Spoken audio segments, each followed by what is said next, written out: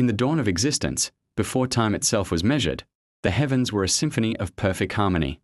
Among the celestial choir, one figure shone with unparalleled brilliance: Lucifer, the morning star, the most radiant of all angels. But a shadow crept into this perfection. A seed of pride, planted in the heart of the morning star, began to grow. Lucifer looked upon his own splendor and desired not to reflect the glory of the Creator, but to possess it for himself. He whispered seeds of dissent among the angelic hosts: "I will ascend to heaven. I will raise my throne above the stars of God." This whisper grew into a roar, a rebellion that threatened to tear the fabric of creation apart.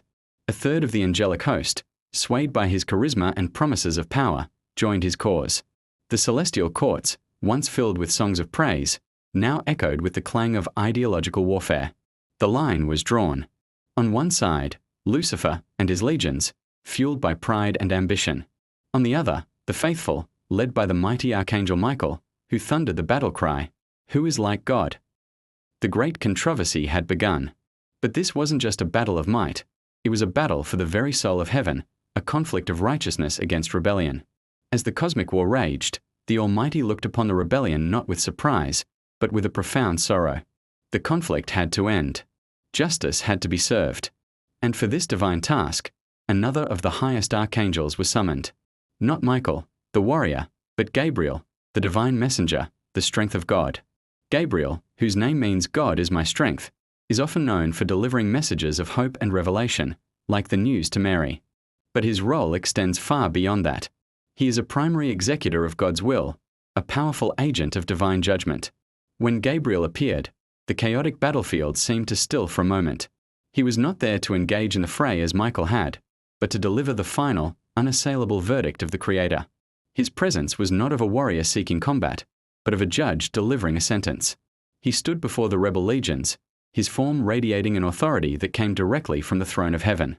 There was no negotiation, no debate. The time for persuasion was over. Now was the time for consequence.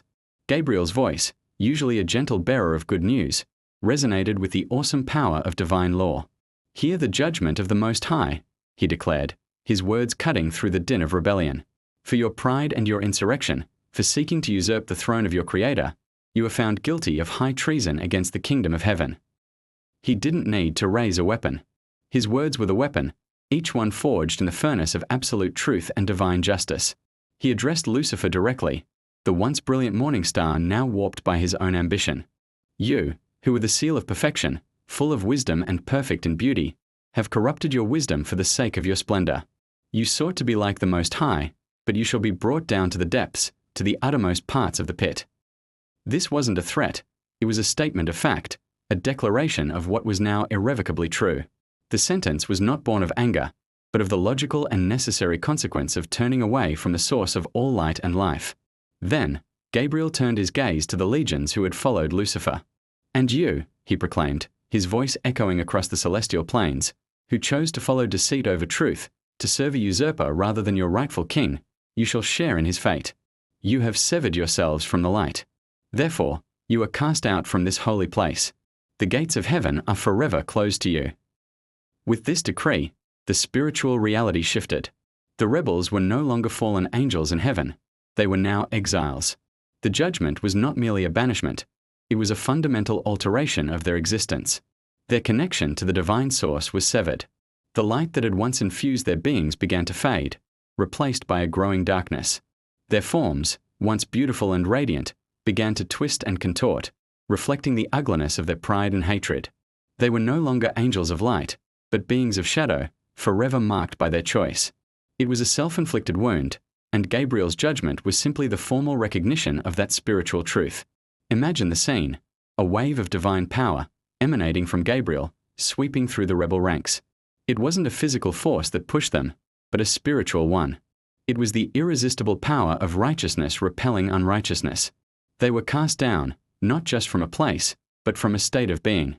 They fell like lightning from the sky, plummeting from the celestial realms into a void prepared for them, a realm of darkness and chaos, a stark contrast to the order and light they had forsaken. Heaven, wounded and scarred, began the slow process of healing. The fall of Lucifer and his followers serves as a timeless and profound lesson. It's a story about the devastating consequences of pride. Pride convinces us that we are the center of our own universe, that our own glory is the ultimate goal. But as this celestial drama shows, pride is the path to ruin. It disconnects us from our source, from community, and ultimately, from our own true selves. True strength, the story teaches, is found not in self-exaltation, but in humility and service to a higher purpose. Gabriel's role in this epic event is crucial. He shows us that divine judgment isn't about arbitrary punishment. It's about upholding cosmic order and truth. It is the necessary consequence when free will is used to choose chaos over harmony, darkness over light.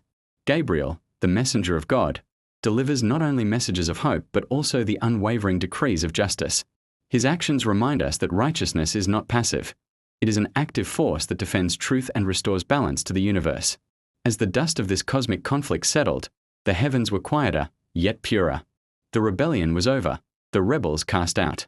The faithful angels, led by Michael and affirmed by Gabriel's judgment, rededicated themselves to the praise of the Creator. The war left a scar on creation, a reminder of the terrible cost of pride, but it also solidified the unshakable foundation of God's kingdom, a kingdom built on love, humility, and unwavering righteousness. The morning star had fallen, but the true light of the universe remained, shining ever brighter against the darkness. Thank you so much for joining me on this journey into one of the most profound events in celestial history. If you found this story insightful, please give this video a thumbs up and share it with someone who might appreciate it. And for more deep dives into lore, scripture, and ancient stories, make sure to hit that subscribe button and turn on notifications. We'd love to have you in our community. Until next time, stay curious and keep seeking the truth.